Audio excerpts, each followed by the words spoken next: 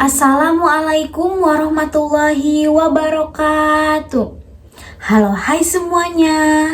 Perkenalkan, nama saya Melanie Holia dengan NIM 1242120026. Di sini saya akan membuat video media pembelajaran bahasa dan sastra Indonesia menggunakan media audio dan media presentasi guna memenuhi tugas UAS mata kuliah media pembelajaran bahasa dan sastra Indonesia.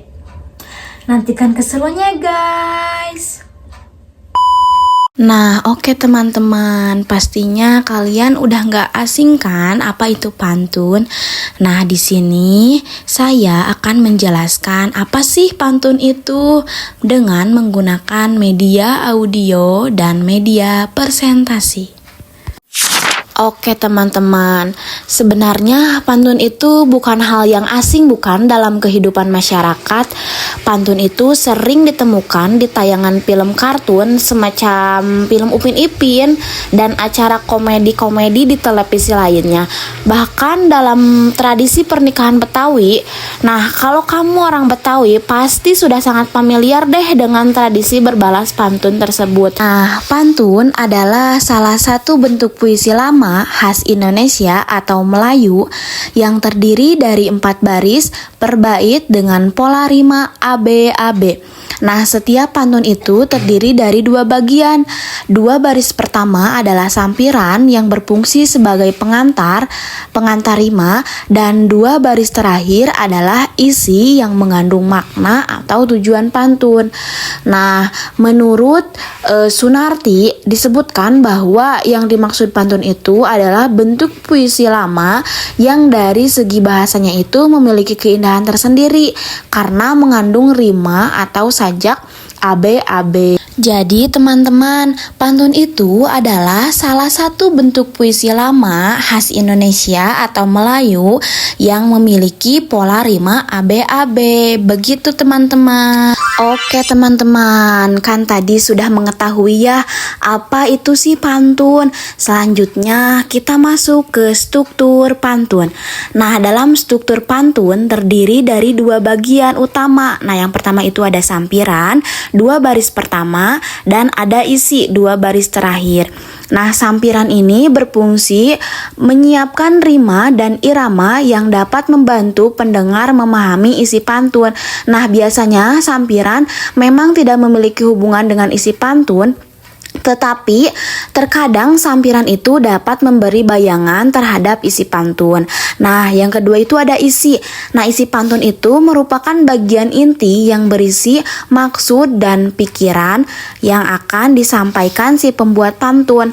Nah, dalam hal ini nilai norma atau tujuan yang ingin diutarakan terdapat di isi pantun. Begitu teman-teman.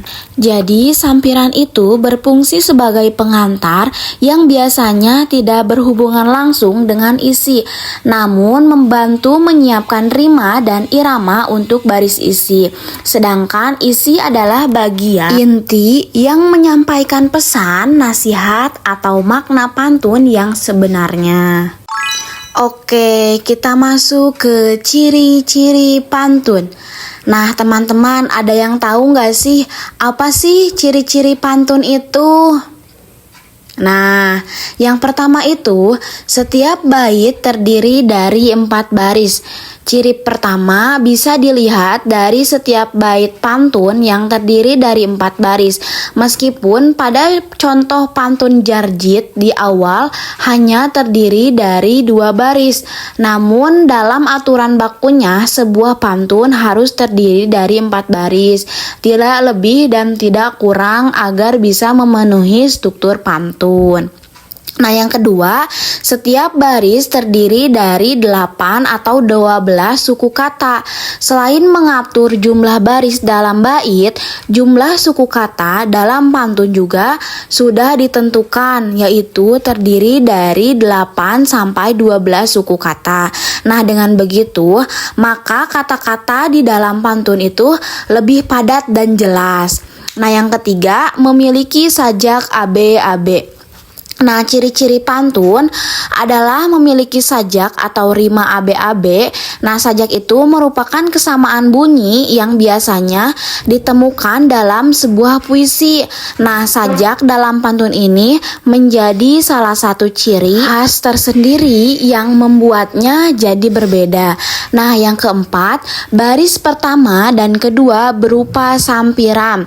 Nah, ciri selanjutnya itu terletak pada baris pertama dan kedua yang berupa pengantar atau sampiran.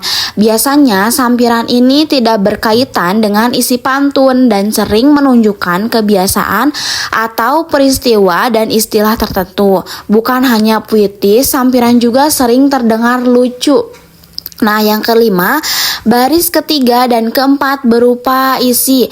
Nah, berbeda dari baris pertama dan kedua yang sifatnya sebagai sampiran, baris ketiga dan keempat pantun merupakan isinya. Nah, isi pantun itu bisa berbeda-beda sesuai jenisnya dan isi tersebut merupakan maksud dari pantun yang disampaikan. Nah, terakhir adalah anonim. Nah, ciri pantun bersajak berikutnya adalah tidak mencantumkan nama penulis. Nah, hal ini sangat berbeda dengan karya sastra lainnya yang biasanya mencantumkan nama penulis seperti puisi, tapi pantun sendiri lebih sering diucapkan dan disebarkan secara lisan. Nah, seperti yang sudah dijelaskan sebelumnya, pantun itu merupakan salah satu bentuk puisi lama seperti syair dan juga gurindam. Tapi apa ya yang membedakan ketiganya? Nah, perbedaan ciri pantun, syair, dan gurindam bisa kamu lihat dalam beberapa hal. Nah, pantun dan syair sama-sama terdiri dari 4 baris dalam setiap baitnya.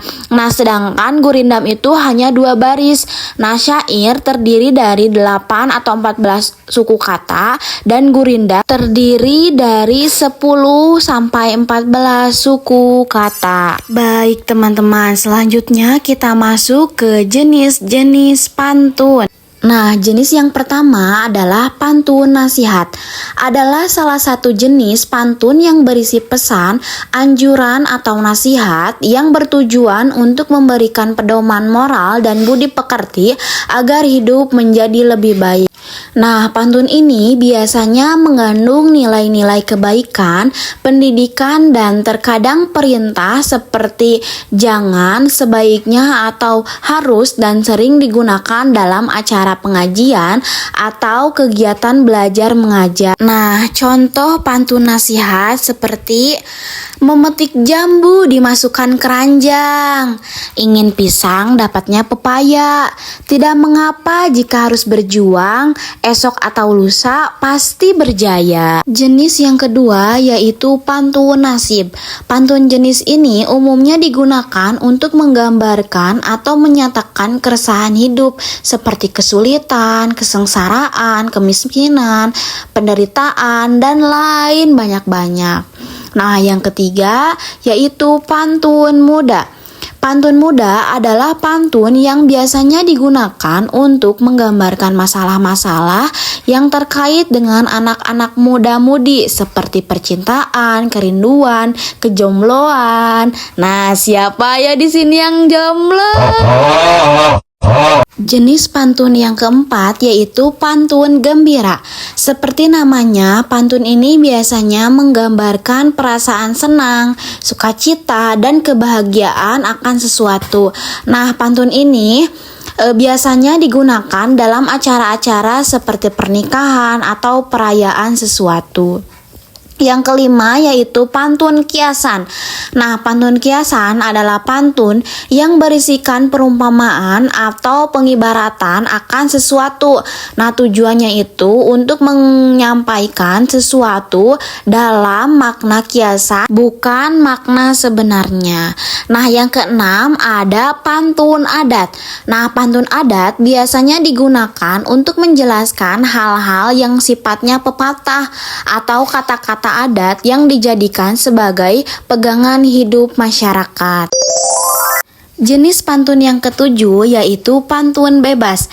Nah, pantun ini adalah jenis pantun di mana sampiran dan isinya itu dibuat secara bebas. Biasanya dibuat secara spontan mengikuti suasana di mana pantun itu disampaikan.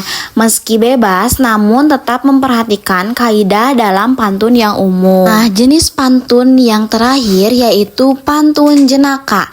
Pantun jenis ini lebih banyak digunakan untuk berolok-olok atau mempermainkan seseorang melalui kata-kata.